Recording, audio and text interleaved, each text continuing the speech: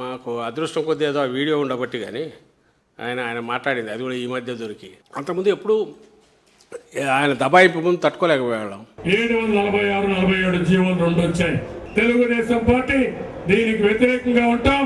రేపు అధికారంకి వస్తానే ఈ 2 జీవోలు కూడా తీసేస్తామని చెప్పి కూడా నేను మీ అందరికి హామీ ఇస్తున్నాను. దానికంటే ఘోరం ఏంటంటే 7 కొండలు ఉన్న వాటిని నేను 2 కొండలు చేస్తాను అని హామీ ఇవ్వడం. మళ్ళీ ఈ 2 జీవోలు అడ్డం పెట్టుకుని అధికారులు, పోలీసులు క్రిస్టియన్స్ యొక్క ఫాదర్స్ పైన, రెవరెన్స్ పైన, పాస్టర్స్ పైన ఎక్కడికక్కడ దాడులు చేస్తున్నారు. రాజశేఖర రెడ్డి గారు చేసిన 7 కొండలు నేను మళ్ళీ 2 కొండలు చేస్తానన్నాడు ఈయన.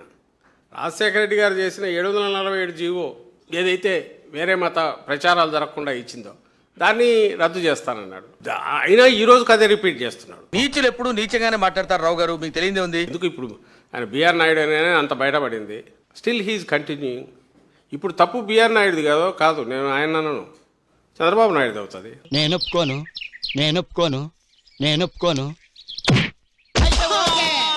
జగన్మోహన్ రెడ్డి గారి హయాంలో భక్తి ఛానల్కి ఉన్న వ్యక్తి తను ఏదో ఫోన్లో వేరే వాళ్ళతో మాట్లాడడంలో ఇదిగా అన్నప్పుడు తెలిసినప్పుడే ఇమీడియట్ అతను రిజైన్ చేయమని తప్పించడం ఏదో జరిగింది. సరే, ఇంత ఆరోపణలు వచ్చాక నేను దీంట్లో ఉండడం కరెక్ట్ కాదు అని పక్కకన్నా తప్పుకోవాలా? ఆ మనిషి అది చేయకపోగా దానికి రివర్స్ నన్నెవరు బీకుతాడు అన్నట్టు అక్కడ కూర్చొని తను మాట్లాడాడు. రెండవది, అవి ఏమున్నాయి దాంట్లో, అది ఒక చాలా క్యాజువల్, చాలా సహజంగా కనపడుతుంది నాకు అని తను అన్నాడు. దానికంటే ముఖ్యంగా నా బిజినెస్లు నాకన్నా ఇది ఒక లెక్క అన్నట్టు మాట్లాడతాడు. అంత అహంకారంతో తను మాట్లాడినా చంద్రబాబు నాయుడు గారు ముఖ్యమంత్రి ఆయన అసలు దాన్ని పట్టించుకోకపోవడం.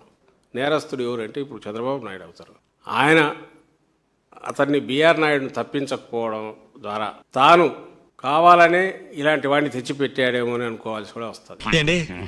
తెలియక అడుగుతున్నాను, ఇదో బతుక చెప్పండి. ఎందుకు బతకాలి ఈ బతుకు?